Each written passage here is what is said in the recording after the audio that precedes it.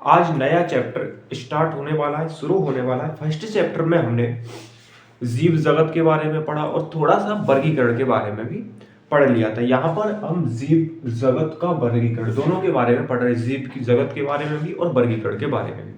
देखिए, विभिन्न विभिन्न वैज्ञानिकों ने विभिन्न विभिन्न क्रियाओं के आधार पर, विभिन्न विभिन्न गुणों के आधार पर अपना अपना वर्गीकरण दिया। अरस्तु हो गए, उधर हमारे जॉन रे वैज्ञानिक हो गए, कैरोलस लिनियस हो गए, थियोफ्रेटस हो गए। तो इन्होंने थियोफ्रेस्टस हो गए, इन्होंने अपने आधार पर, अपने अपने अलग अलग तरीकों के आधार पर इन्होंने वर्गीकरण दिया। वर्गीकरण का इतिहास क्या है और इस चैप्टर के बारे में जो पूरी बेसिक नॉलेज है, जिस बेसिक नॉलेज के द्वारा ये चैप्टर आगे बढ़ेगा, उस पूरी बेसिक नॉलेज को आज हम पढ़ेंगे यहाँ पर। और आज की शायद मुझे लगता है आज की क्लास जो है पूरे बेस में ही चली जाएगी, बेसिक क्लियर होने में ही चली जाएगी। तो बेसिक पढ़ेंगे, कौन कौन से वैज्ञानिकों ने वर्गीकरण का कौन कौन सा सिस्टम दिया, कौन कौन सा वो था। ठीक है जी। तो अपन हेडिंग डालेंगे एक बेसिक इंट्रोडक्शन के लिए, वर्गीकरण का इतिहास। वर्गीकरण का इतिहास, वर्गीकरण का इतिहास। देखिए, मानव जो होता है ना, मानव इस सृष्टि पर पाए जाने वाला एक ऐसा जीव है जो पूर्णतः, मतलब कह सकते हैं बहुत ज्यादा ज्ञानी है, बहुत ज्यादा विकसित प्राणी है। मानव इस धरती पर पाए जाने वाले प्राणियों में से, इस धरती पर पाए जाने वाले प्राणियों में से सबसे विकसित प्राणी है, सबसे विकसित प्राणी होता है।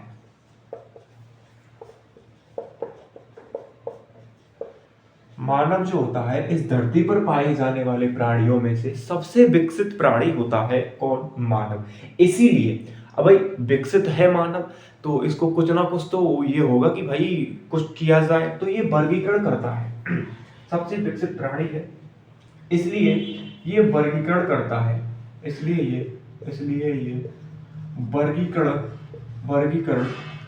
करता है, वर्गीकरण करता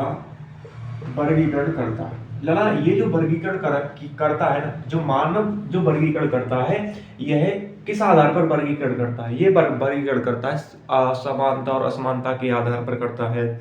और हानिकारक कौन कौन से जीव जाति हमारे लिए, पेड़ पौधों की जीव जाति और जीवों की जीव जाति कौन कौन सी हमारे लिए हानिकारक है, कौन कौन सी हमारी लाभदायक है, तो उनके आधार पर ये वर्गीकरण करता है। और वर्गीकरण करता है, और ये जो वर्गीकरण करता है ना भाई साहब, ये मैंने बताया कि हानिकारक के आधार पर कौन सी जाति हमारे लिए हानिकारक है, कौन सी जाति हमारे लिए लाभदायक है, इनके आधार पर ये क्या करता है? वर्गीकरण करता है, हानिकारक और लाभदायक के आधार पर। और किसके आधार पर करता है? हानिकारक और लाभदायक के आधार पर करता है, हानिकारक और लाभदायक के आधार पर ये वर्गीकरण करता है। और ये वर्गीकरण करता है अनुपयुक्तता और उपयुक्तता की, हमारी इन जातियों की उपयोगिता क्या है? उपयोगिता क्या है भाई? जो जाति है पेड़ पौधों की, जो जीवों की जो जाति है, उनकी उपयोगिता और अनुपयोगिता। तो ये उपयोगिता और अनुपयोगिता के आधार पर भी, उपयोगिता और अनुपयोगिता के आधार पर भी क्या करता है? वर्गीकरण करता है। अरे क्या करता है बच्चा? वर्गीकरण करता है। तो आपने जो चीज पढ़ी, आपने वर्गीकरण का इतिहास में क्या पढ़ा कि मानव जो होता है इस धरती पर पाए जाने वाले सब प्राणियों में सबसे अधिक विकसित होता है, और विकसित होने के कारण ये वर्गीकरण करता है, वर्गीकरण करने का सोचता है, और वर्गीकरण ये करता है कि कौन सी जीव जाति हमारे लिए लाभदायक है, कौन सी उपयोगी है, कौन सी अनुपयोगी, उसके आधार पर एक क्लासिफिकेशन यानी वर्गीकरण करता है। ठीक है जी।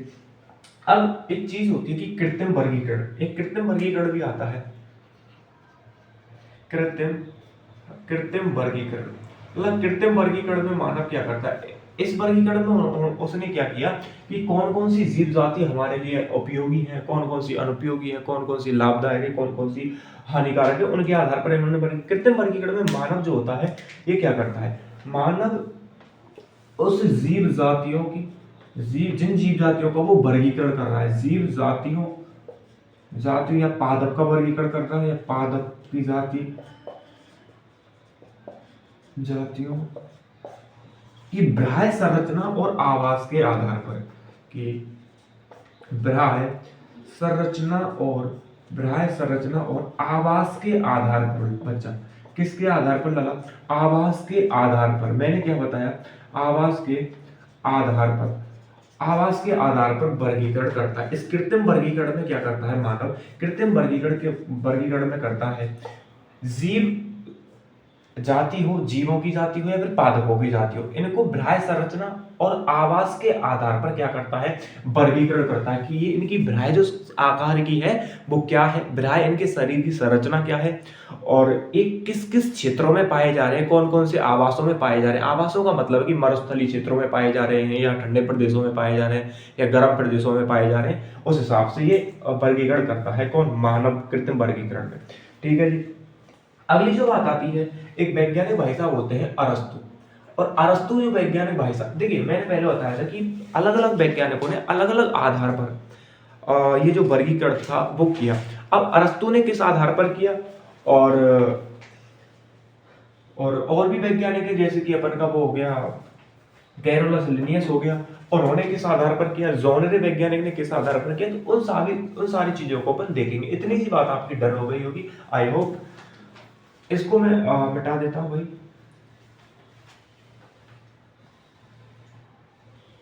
इतनी सी जब आपकी डन हुई होगी ना लगा, ये बेसिक है, अभी से बेस चल रहा है, और बेस ये भी आएगा कि कौन कौन से वैज्ञानिक जो थे उन्होंने किस किस आधार पर हमारा वर्गीकरण किया, जीवों का वर्गीकरण किया और पादपों का वर्गीकरण किया। एक वैज्ञानिक भाई साहब हुआ करते थे, उन वैज्ञानिक भाई साहब का नाम है अरस्तु।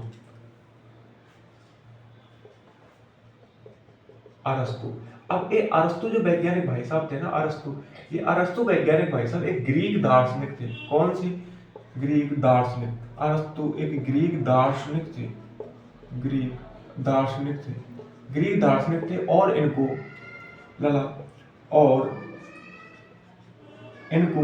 जीव विज्ञान का, किस विज्ञान का बच्चा? जीव विज्ञान का, जिस विज्ञान को अपन पढ़ रहे हैं उस विज्ञान का क्या कहा जाता है? जनक कहा जाता है।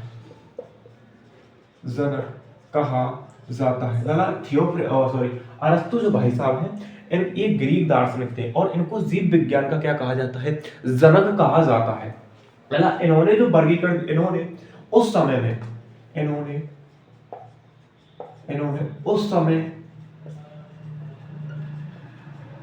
में पाए जाने वाले जीवों का,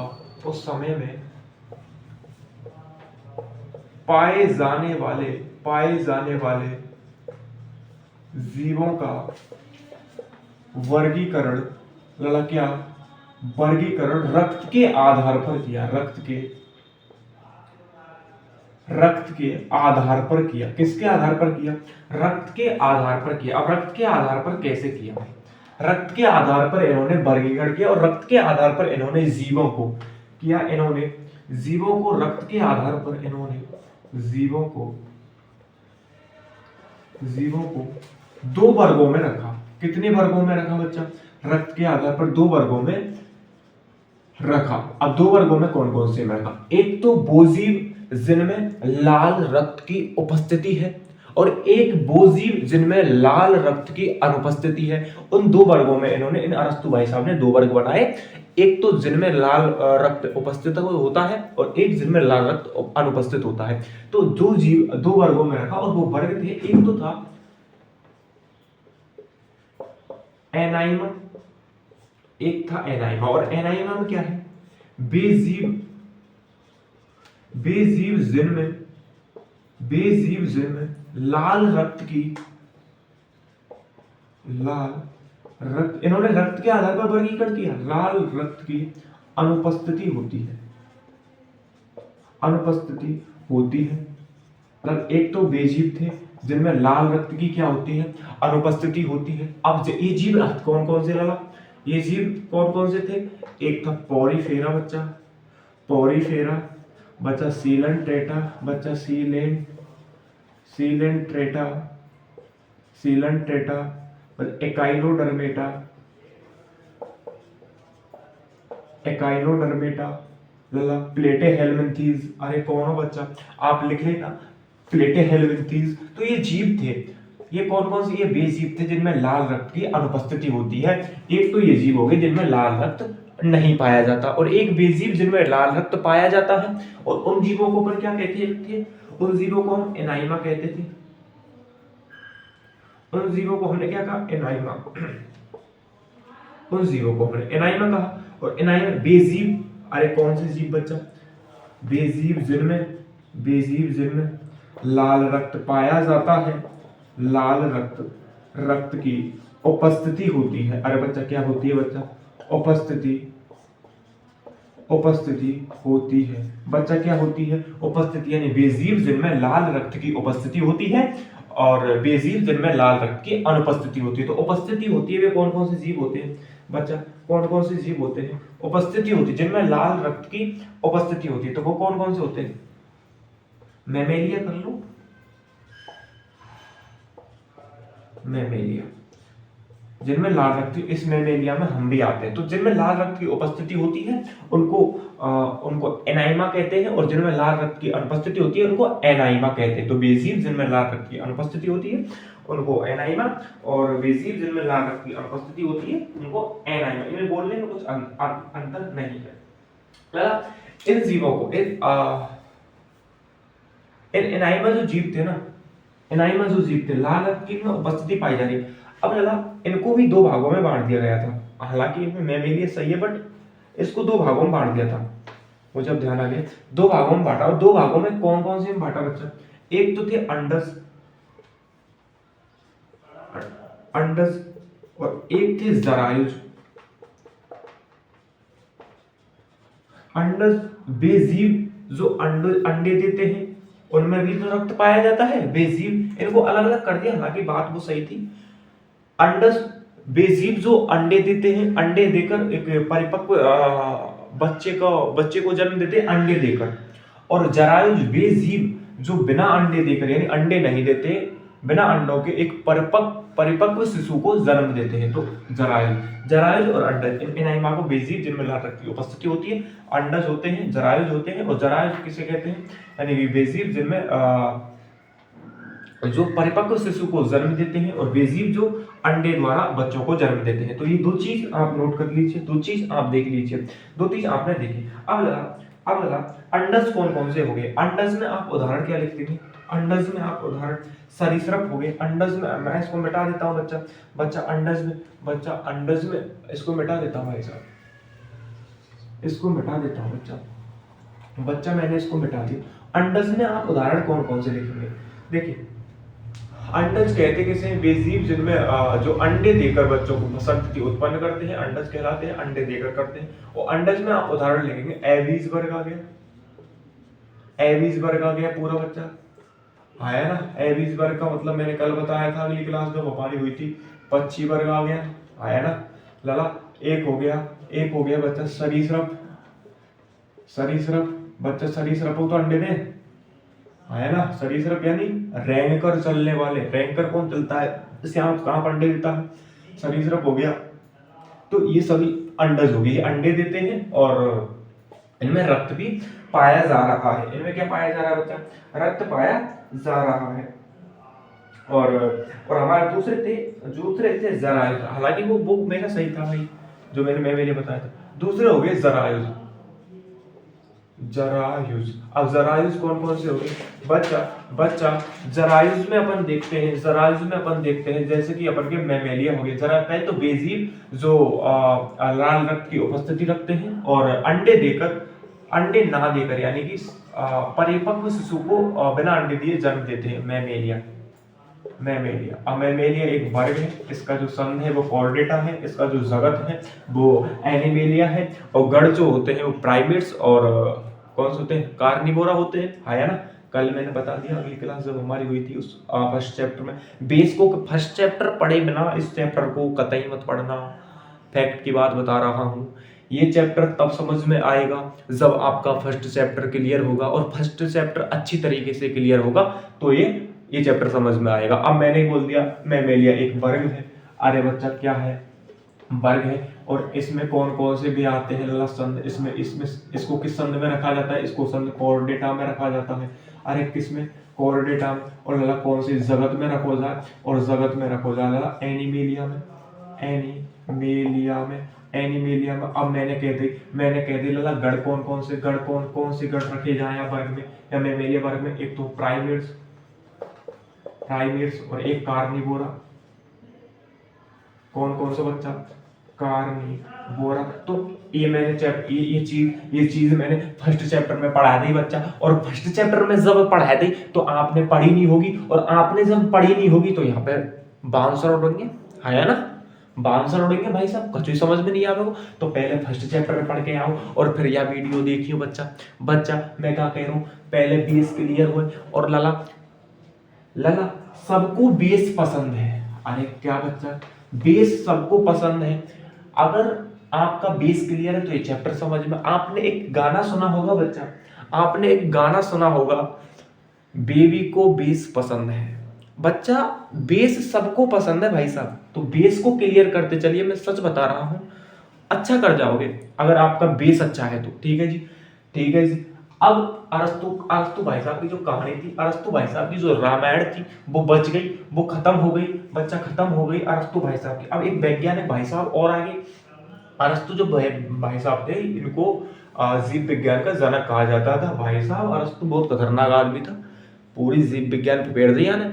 और जीव विज्ञान के साथ साथ भाई साहब पॉलिटिकल साइंस बहुत सारा प्रकोप है भाई साहब का, इसलिए वैसे ही पता थोड़ी बना दिया है जीव विज्ञान का को, वैसे ही थोड़ी हो जाता है काम, करना पड़ता है भैया, पढ़ना पड़ता है ललाओ, पढ़ो बच्चा, पर बिना स्ट्रेस के पढ़ो भाई, बिना स्ट्रेस के पढ़ो, बिना स्ट्रेस के पढ़ेंगे तो ही सब कुछ होगा भाई साहब। और एक वैज्ञानिक भाई साहब थे ना, थियोफ्रेटस, देखो यार अरस्तु भाई साहब के प्रकोप है। थियोफ्रेस्टस एक वैज्ञानिक थे, थियोफ्रेस्टस। और इन थियोफ्रेस्टस नामक वैज्ञानिक भाई साहब को किसका जनक कहा जाता था, पादप विज्ञान का जनक कहा जाता है थियोफ्रेस्टस भाई साहब। थियोफ्रेस्टस जो भाई साहब थे, इनको किसका जनक कहा जाता है, इनको थियोफ्रेस्टस भाई साहब जो थे ग्रीक दार्शनिक अरस्तु के शिष्य थे। किसके शिष्य थे भाई साहब, अरस्तु के। मैंने तो कहा अरस्तु का प्रकोप देखिए लला, अरस्तु के क्या थे, शिष्य थे। ग्रीक दार्शनिक अरस्तु के क्या थे, शिष्य थे। अरस्तु के शिष्य थे, ग्रीक दार्शनिक अरस्तु के शिष्य थे। इनको किनको बच्चा, इन थियोफ्रेस्टस भाई साहब को पादप विज्ञान का, अरे किस विज्ञान का बच्चा, पादप विज्ञान का क्या कहा जाता है, जनक कहा जाता है। पादप विज्ञान का जनक कहा जाता है। किस विज्ञान का जनक कहा जाता है, पादप विज्ञान का जनक कहा जाता है। और भाई साहब थियोफ्रेस्टस भाई साहब ने एक पुस्तक थी इनकी, और इनकी एक पुस्तक थी हिस्टोरिया प्लांटेरम। इन्होंने अपनी पुस्तक इसी में जोड़ देता हूं, इन्होंने अपनी पुस्तक थियोफ्रेस्टस भाई साहब ने अपनी पुस्तक बच्चा, इनकी पुस्तक थी हिस्टोरिया प्लांटेरम ऐसी लिखेगा। इनकी एक पुस्तक थी हिस्टोरिया प्लांटेरम, और इस पुस्तक में, अपनी पुस्तक हिस्टोरिया प्लांटेरम में लगभग लला क्या बोला मैंने बच्चा, लगभग 480 से लेकर 500 पादपों की जातियों का वर्गीकरण किया इन्होंने। 480 से 500 पादप की जातियों का वर्गीकरण इनकी पुस्तक में मिलता है। इनकी जो पुस्तक थी उसमें 480 से 500 पादप की जातियों का वर्गीकरण मिलता है इन थियोफ्रेस्टस भाई साहब ने। और थियोफ्रेस्टस भाई साहब ने उस समय में पादपों को 4 भागों में बांटा बच्चा, 4 वर्गों में बांटा। पहला इन्होंने कहा शाक, और दूसरा इन्होंने कहा उपझाड़ी, दूसरा इन्होंने कहा झाड़ी, बच्चा क्या कहा झाड़ी लगा। तीसरा इन्होंने कहा उपझाड़ी, और चौथा इन्होंने कहा वृक्ष। इनको पादपों को इन्होंने 4 वर्गों में बांटा। लगा उपझाड़ी को हम झुप भी कह देते हैं, बच्चा घबराना नहीं, इसको उपझुप भी कह देते हैं। बच्चा ऊपर के लेवल में ये दे रखा है आपकी जो किताब के हिसाब से वो ये है, ठीक है। तो इनको मैं मिटा देता हूँ। हाँ बोल सकते हैं उपझुप और झुप भी बोल सकते हैं। साग, झाड़ी और उपवृक्ष, इन 4 भागों में इन थियोक्रेटस भाई साहब ने उस समय पादपों को बांट दिया था। इतनी सी बात थियोक्रेटस की भाई साहब की कहानी पढ़ते हैं, और इतनी सी बात जब इन्होंने बताई तो ये कहानी हम यहाँ खत्म करते हैं, इतनी सी बात इनकी जान करके। और इतनी सी बात क्या जानी, बहुत बात जानी भाई साहब की ये ग्रीक दार्शनिक अरस्तु के शिष्य थे। कौन के शिष्य थे भाई साहब? अरस्तु के। कौन था? थियोक्रेटस। कौन को शिष्य? अरस्तु को, ठीक है जी। इन्होंने पादप विज्ञान का जनक कहा जाता है। किनको कहा जाता है? इन थियोक्रेटस जो भाई साहब थे ना, इनको पादप विज्ञान का क्या कहा जाता है? पिता कहा जाता है। पिता, फादर्स ऑफ प्लांट किंगडम। क्या लिख सकते हैं? Fathers of plant kingdom. Fathers of plant kingdom कौन है? Theocritus. Father of plant kingdom कौन है भैया? थियोक्रेटस है। अरे भैया कौन? थियोक्रेटस है, ठीक है बच्चा। थियोक्रेटस की कहानी खत्म हो गई। और इनकी एक पुस्तक थी, कौन सी बच्चा? ध्यान रखना पुस्तक को, बच्चा पुस्तक को ध्यान रखना। पुस्तक कौन सी है? हिस्टोरिया प्लांटेरम में लगभग 480 से लेकर 500 पादप की जातियों का इन्होंने वर्गीकरण किया। बच्चा इतनी सी बात क्लियर हो गई होगी आपकी, ठीक है बच्चा। अब एक वैज्ञानिक भाई साहब और आगे, और एक वैज्ञानिक भाई साहब कौन सा है वो? और उन वैज्ञानिक भाई साहब को नाम आप पता ही है, आपको पता ही है। फर्स्ट चैप्टर में हमने पढ़ा, फर्स्ट चैप्टर में हमने जाति पढ़ी, और जाति में मैंने पढ़ाया बच्चा, आपको ध्यान हो फर्स्ट चैप्टर में बच्चा, क्या ध्यान हो कि जाति जो शब्द था वो एक वैज्ञानिक भाई साहब ने दिया था। और उन वैज्ञानिक भाई साहब का क्या नाम है बच्चा? उन वैज्ञानिक भाई साहब का नाम है जॉन रे। अरे बच्चा क्या? जॉन रे। तो यहाँ पर जॉन रे भाई साहब का वर्गीकरण पढ़ेंगे। किस वैज्ञानिक भाई साहब का वर्गीकरण पढ़ेंगे? तीसरे नंबर को वैज्ञानिक आगो जॉन रे। और जोनरे नामक वैज्ञानिक जो भाई साहब थे, इनका वर्गीकरण पर पढ़ेंगे। इन्होंने क्या बात बताई? इन्होंने बताई जोनरे नामक वैज्ञानिक भाई साहब ने पादपों को 4 वर्गों में ना बांटकर, इस वैज्ञानिक ने बच्चा इस वैज्ञानिक ने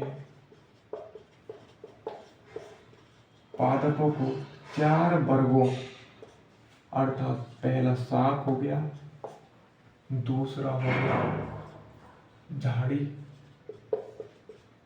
तीसरा हो गया उपझाड़ी, और चौथा होगा वृक्ष में ना बांट कर दो, बच्चा 2 भागों में बांटा, या 2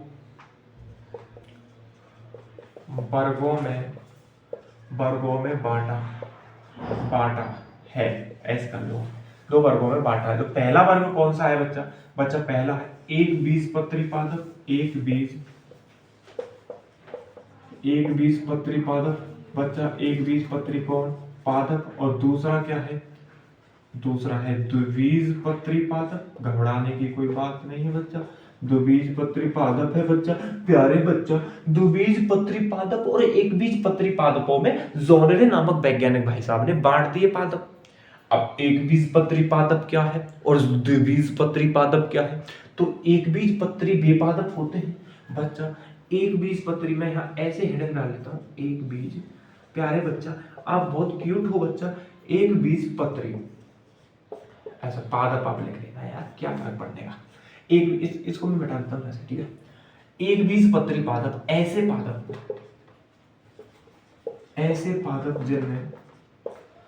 पादप जिनमें समांतर शिराविन्यास पाया जाता है। समांतर शिराविन्यास। अब भाई साहब समांतर शिराविन्यास को क्या मतलब है? समांतर शिराविन्यास पाया जाता है बच्चा ऐसे पादप जिनमें समांतर शिराविन्यास पाया जाता है वो क्या होते हैं? एक बीजपत्री पादप होते हैं। वो एक बीज एक बीजपत्री क्या होते हैं बच्चा? पादप होते हैं बच्चा, पादप, बच्चा पादप, पादप होते हैं। एक बीजपत्री पादप होते हैं। अब कौन कौन से होते हैं एक बीजपत्री? लाला मैं गेहूं को कह दूं, गेहूं हो गया बच्चा, दूसरे पे सरसों हो गया बच्चा, सरसों हो गया बच्चा, तीसरी जो बात आती है वो कौन सी होती है? अब हम ज्वार को ले लीजिए यार। अब ये परिभाषा तो हमने पढ़ी कि ऐसे पादप जिनमें समांतर शिराविन्यास पाया जाता है। अब भाई साहब ये पूरी जो परिभाषा है ना वो इस पर बेस्ड है। अगर ये शब्द ना हो तो परिभाषा है नहीं। ऐसे पादप जिनमें पाया जाता है क्या? समांतर शिराविन्यास। समांतर शिराविन्यास को समझना बहुत जरूरी है, और इतना ही जरूरी है, कितना जरूरी है? इतना ही जरूरी है जितना आपको खाना खाना जरूरी है। क्यों भाई साहब इतना जरूरी क्यों भैया? नहीं समझेंगे तो भी चलेगा, नहीं चलेगा, और नहीं समझेंगे तो क्यों नहीं चलेगा? क्योंकि यदि परिभाषा नहीं बनेगी, हालांकि दूसरी परिभाषा है लेकिन ये परिभाषा मुझे अच्छी लगी और तमन्ने भी अच्छी लगेगी। या के मारे मैंने बता दी, अरे बच्चा काई के मारे बता दी, तमन्ने अच्छी लगेगी या के मारे बता दी। और समांतर शिराविन्यास के जैसे कि ये पत्ती है, समांतर शिराविन्यास का मतलब है कि ऐसे पादप की पत्ती, ऐसे पादप जिनकी जो पत्तियां होती हैं उनकी जो शिराविन्यास शिरा जो होती है वो आपस में एक दूसरे को ना काटे, अर्थात सीधी हो। जैसे कि चित्र के द्वारा अपन समझेंगे, ये किसी पादप की पत्ती है भाई साहब, ये किसी पादप की पत्ती है। अब भाई साहब शिराविन्यास को मतलब क्या कह रहा हूं कि यहां से जो ये शिरा निकल रही है ना, ये सीधी तक हो, बिल्कुल बिल्कुल सीधी हो, एक दूसरे से बिल्कुल ना काटे, ये बिल्कुल सीधी हो।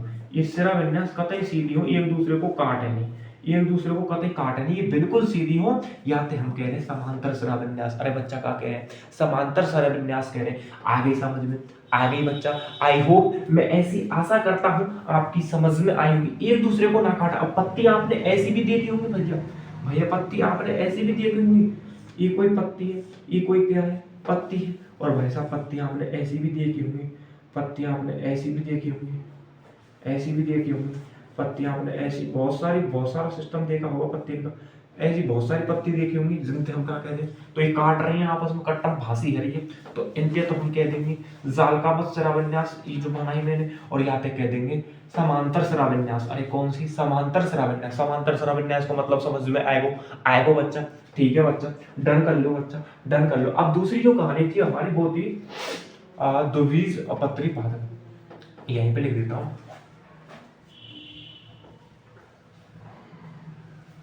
ऐसे पादप बच्चा, और कैसे पादप बच्चा? कैसे पादप बच्चा? ऐसे पादप जिनमें बच्चा द्विबीजपत्री पादप। अरे कैसे पादप?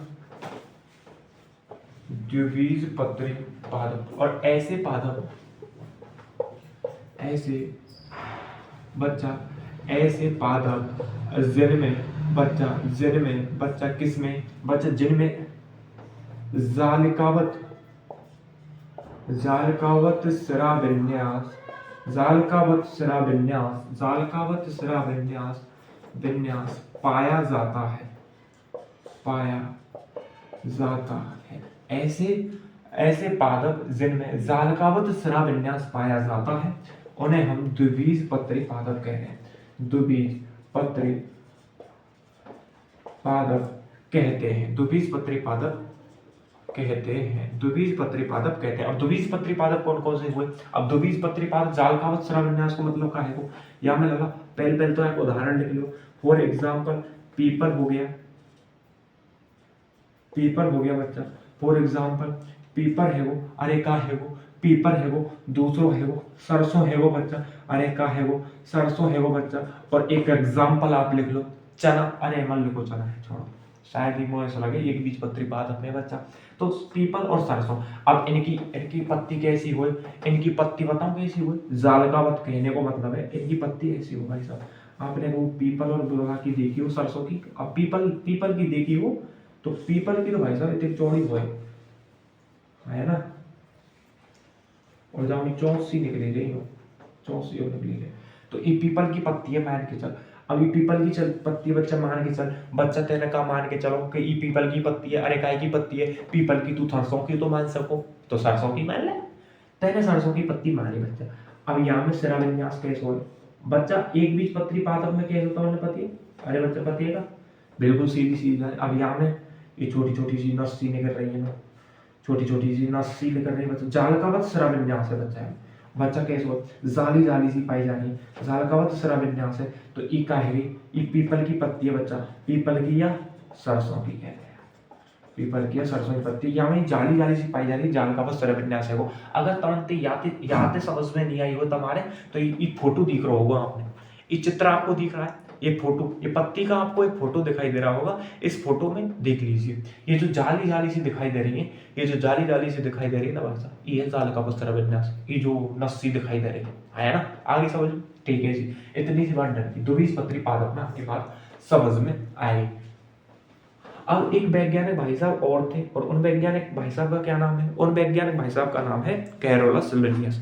और कैरोलस लिनियस ने दो ही जगत प्रणाली के आधार पर दिया, एक तो जगत था पादप जगत, दूसरा था जंतु जगत। तो उसको हम कल पढ़ेंगे, नेक्स्ट क्लास में पढ़ेंगे। आज के लिए इतना काफी है, कम कम पढ़िए, अच्छा पढ़िए और अच्छे से पढ़िए, ठीक है जी। इतनी सी बात आपकी समझ में आई होगी, नेक्स्ट क्लास कल होगी।